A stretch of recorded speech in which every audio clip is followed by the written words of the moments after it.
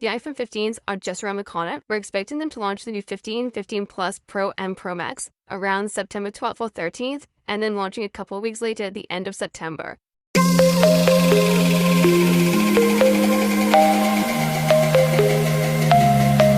And the rumors are coming in thick and fast, but obviously nothing's been confirmed yet. It's all speculation, so take it with a pinch of salt. But here's what we know so far, and if you do enjoy this little bit of reckless speculation, then a like and subscribe will be lovely. So simmers this year, there will be 4 new phones, and let's start with the 2 Pro models, as they're likely to get the lion's share of the upgrades this year. And first up, thinner bezels. We're expecting the new iPhone 15 Pro and Pro Max to have around 30% thinner bezels around the edge of the screen, down from 2.2mm on the Pro 14 to just 1.5, which would make it the thinnest bezels on any smartphone ever. And apparently Apple will use the same over-molding technique that they used with the recent Apple Watches on the iPhone so they can shrink the bezels. And I would definitely appreciate that, particularly with the 6.7-inch Pro Max. It is a big phone, and if they can shrink the bezels a little bit, make the overall footprint a little bit smaller, particularly on the width, and would definitely appreciate that. So they're most likely going to stick with the same 6.1 and 6.7-inch screen sizes, just with a slightly smaller footprint. Sticking with the Pro and Pro Max, Apple's also rumored to switch out this stainless steel material for the band, the framer on the edge of the phone, to titanium on the new 15 series of both the Pro and Pro Max, whereas the styled iPhone 15s will still be aluminium like the Pro models. But the idea is using titanium like we see on the Apple Watch Ultra should be more durable, a little bit lighter, and also hopefully a bit less fingerprinty.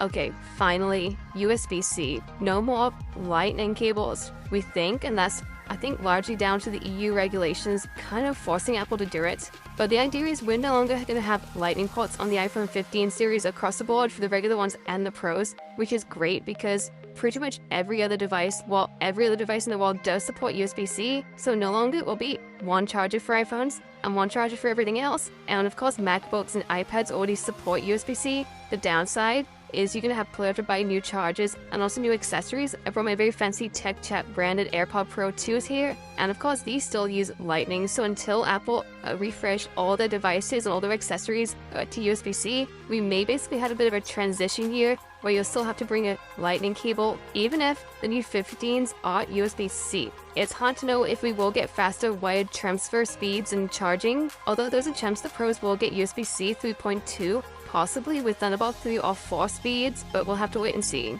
Next up, new chips. And the iPhone 15 Pro and Pro Max are expected to have Apple's brand new A17 Bionic chip, which is built on a 3nm architecture, a little bit smaller than the 4nm in the A16, which we'll still have in the regular 15 and 15 Plus. So just like the current 14s, the regular non-Pro phones will basically get last year's chip in them, which is still an upgrade, but a generation behind the Pro models. The problem is these chips are already so incredibly capable that we don't really see that much difference in performance year on year, so I'm hoping the new chip can unlock some new camera features and perhaps also improve the efficiency and save us some battery. Plus, there were also rumors around extra RAM as well.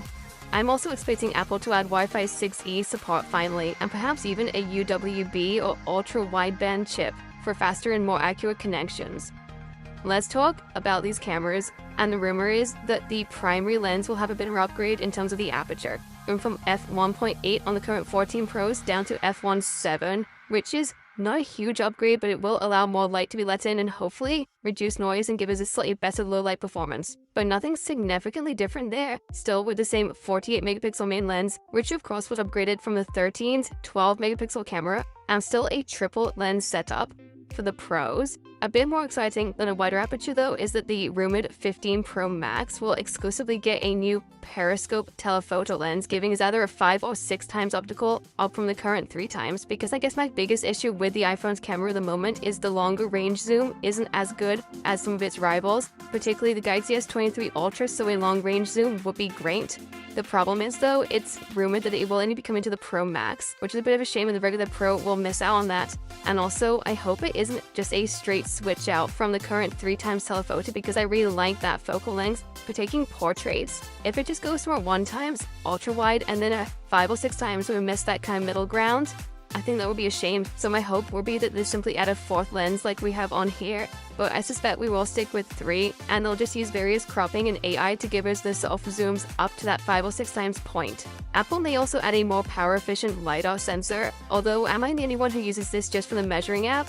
So on paper, these camera hardware upgrades don't seem particularly significant, slightly wider aperture, a longer range zoom on a top spec model. But I think what we saw with the recent Fold 5 and Flip 5 from Samsung is even though that camera hardware was pretty much unchanged from last year's models, what we did see was the improvement with the ISP in their new chip.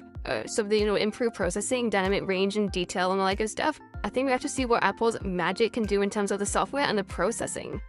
Then we have the Dynamic Island, and this year is expected all iPhone 15s, including the regular 15 and 15 Plus, will have this Dynamic Island notch around the selfie, which is currently only on the 14 Pros. Now, some people don't like it, especially as it does take up more screen space than the older notch.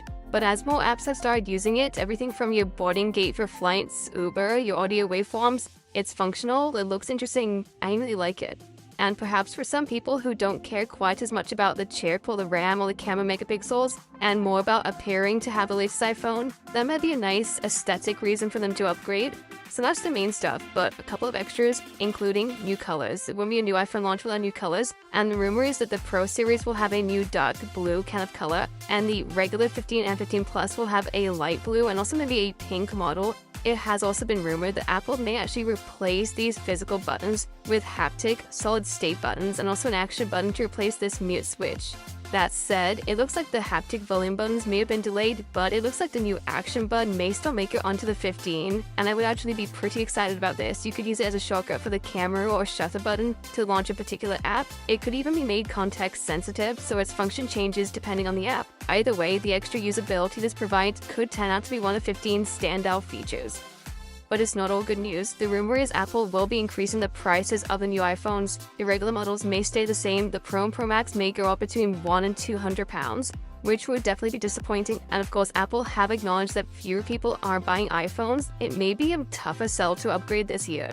The other problem is it sounds like the regular 15 and 15 Plus will still have a 60Hz refresh rate, not this 120Hz ProMotion, which is really annoying because a high-end phone that costs £600-800 in 2023 should not have a 60Hz display. High refresh is not a pro feature. So I'm hoping that's not true, but it does look like it's going to be the case. Now, speaking of which, we don't know everything, of course, this is all speculation, and there are a few things that I hope we do also see that we don't know yet, like an improved battery. Because actually the 14 Pro Max that I have here, which I've been using every day, the battery doesn't last as long as my 13 Pro Max. The difference isn't that significant, but actually combined with the fact that after 10 months of use, the battery health on this has gone down from 100 to 91%. I hope we do see a bit of an improvement in the battery. I'd also love to see faster charging because, again, 25 watts just feels a bit slow in 2023, although we do also need to give Samsung this memo as well. And finally, I'm hoping iOS 17, which will ship on these new iPhone 15s, will be a little bit smoother and less buggy than last year. To be fair, it has got better, but initially when this launched and over the few months with the 14 series and iOS 16, I definitely did experience a few bugs with this. I think a lot of you guys did as well. So I'm hoping the new software with the new phones will be a smoother experience.